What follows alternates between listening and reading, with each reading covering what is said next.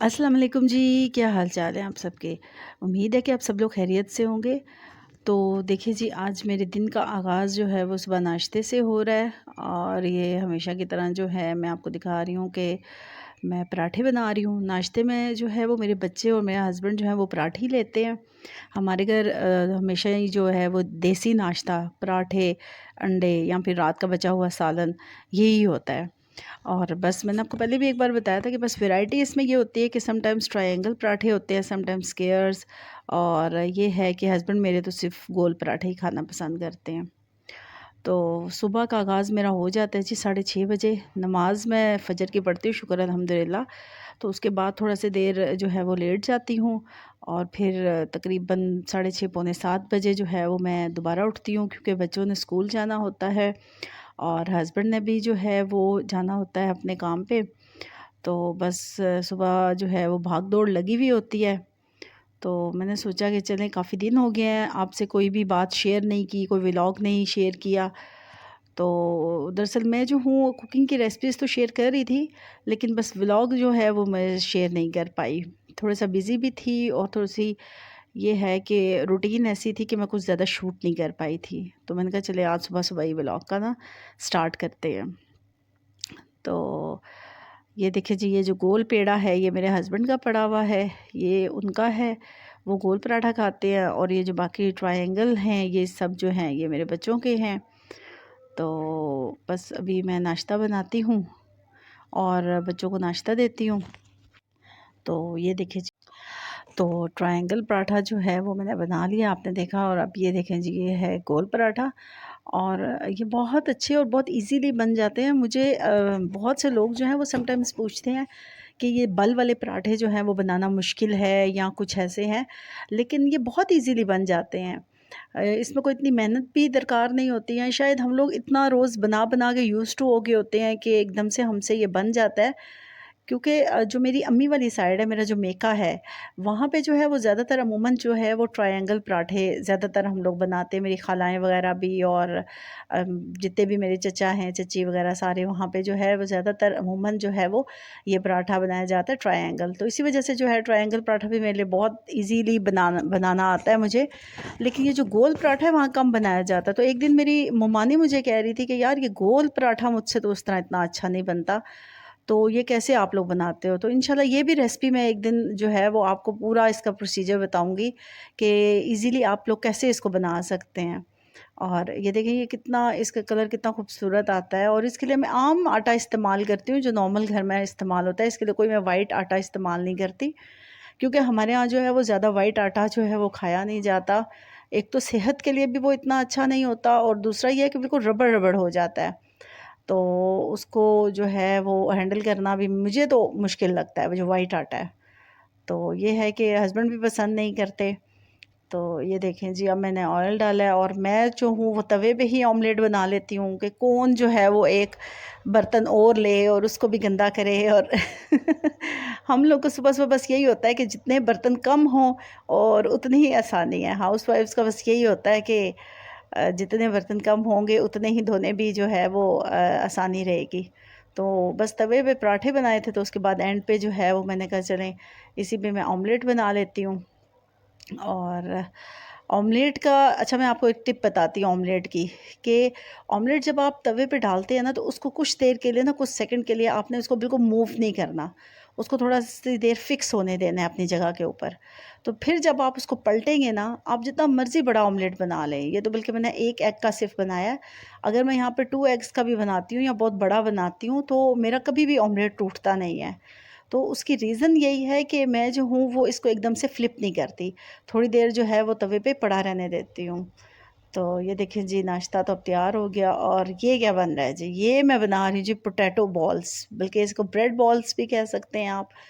और इस bread ball की जो है उसके अंदर जो फिलिंग है वो पोटैटोज़ की हुई हुई है।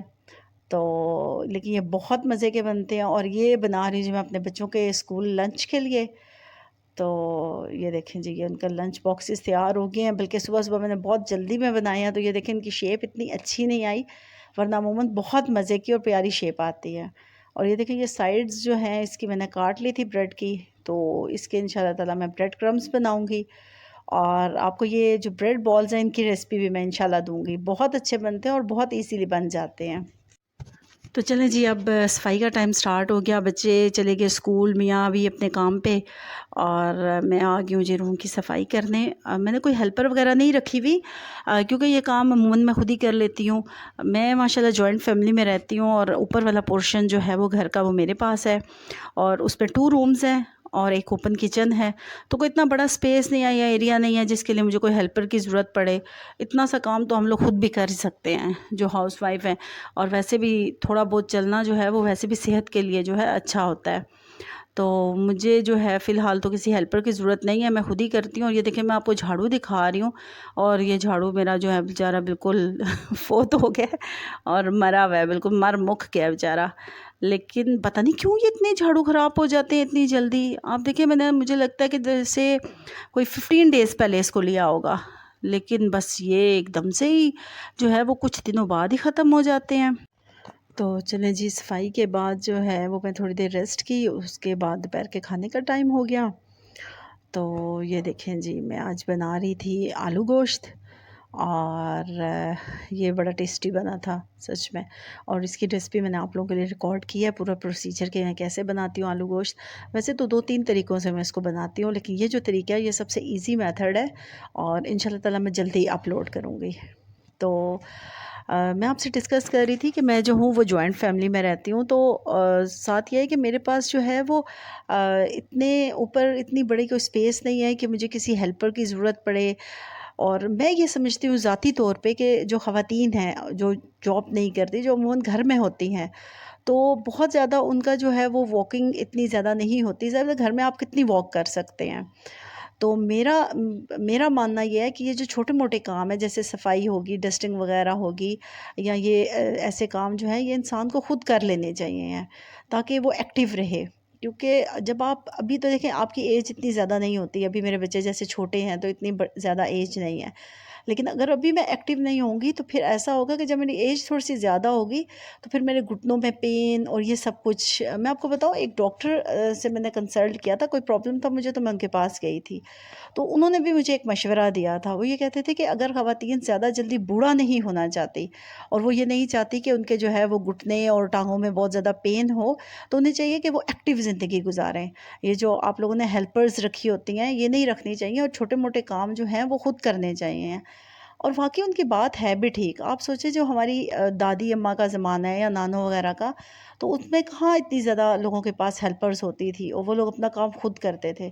और माशाल्लाह माशाल्लाह आप देखें कि उस ज़माने के लोगों की सेहत इतनी अच्छी थी कि बुढ़ापे तक भी जो है वो उनको कोई बीमारी नहीं हुआ करती थी, और अमूमन वो बहुत सेहतमंद रहते थे। ठीक है, उस टाइम की ग़िज़ाएँ भी माशाल्लाह बहुत ख़ालिस हुआ करती थी, लेकिन ये है कि उसमें उनका अपना भी हाथ है कि वो बहुत एक्टिव ज़िंदगी गुज़ारा करते थे।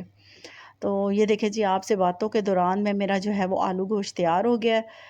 और मैं हमारे घर जो है वो पतला जो है वो शोरबा ज़्यादा पसंद किया जाता है। कभी-कभार मैं इसको थोड़ा-सा थिक भी रख देती हूँ, लेकिन अमूमन जब मैं थोड़ा पतला रखती हूँ तो मैं इसके साथ फिर चावल बॉयल कर लेती हूँ या तड़के वाले बना लेती हूँ। तो बच्चे मेरे तो ख़ैर शौक़ से इतना नहीं खाते हैं तड़के वाले चावल, उन्हें बॉइल्ड राइस ज़्यादा अच्छे लगते हैं। और हस्बैंड मेरे को तो ख़ैर राइस इतने पसंद ही नहीं है।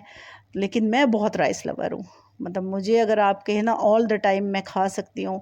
हालाँकि अब मुझे सब मना करते हैं कि अब मत खाया करो इतना, कि ज़ाहिर बात है इतना सेहत के लिए वो बहुत ज़्यादा भी, वो कहते हैं excess of everything is bad. लेकिन बस पता नहीं क्यों मुझे बहुत पसंद है, और शुरू से ही मुझे बहुत पसंद है चावल खाना। तो ये देखें जी, बातों के दौरान जो है वो मेरा खाना भी तैयार हो गया है। और ये देखें, मैं इंशाल्लाह जल्दी इसकी रेसिपी अपलोड कर दूँगी, और आप लोग देखिए। तो चलें जी, खाना भी तैयार हो गया, और ये मैंने अपना सादा सा छोटा सा सैलेड भी तैयार कर लिया। मेरे हस्बैंड ही शौक़ से खाते हैं, बाकी हम लोग तो कम ही खाते हैं। तो बस यही 2 चीज़ें जो हैं मैं, और आटे के पेड़े अब मैं कह रही हूँ रोटी बनाने के लिए, क्योंकि बच्चे भी आ गए हैं।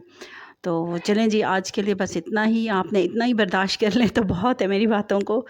तो आज आपसे इजाज़त चाहती हूँ, इंशाल्लाह नेक्स्ट व्लॉग में मुलाकात होगी। अल्लाह हाफ़िज़, अल्लाह हाफ़िज़ जी।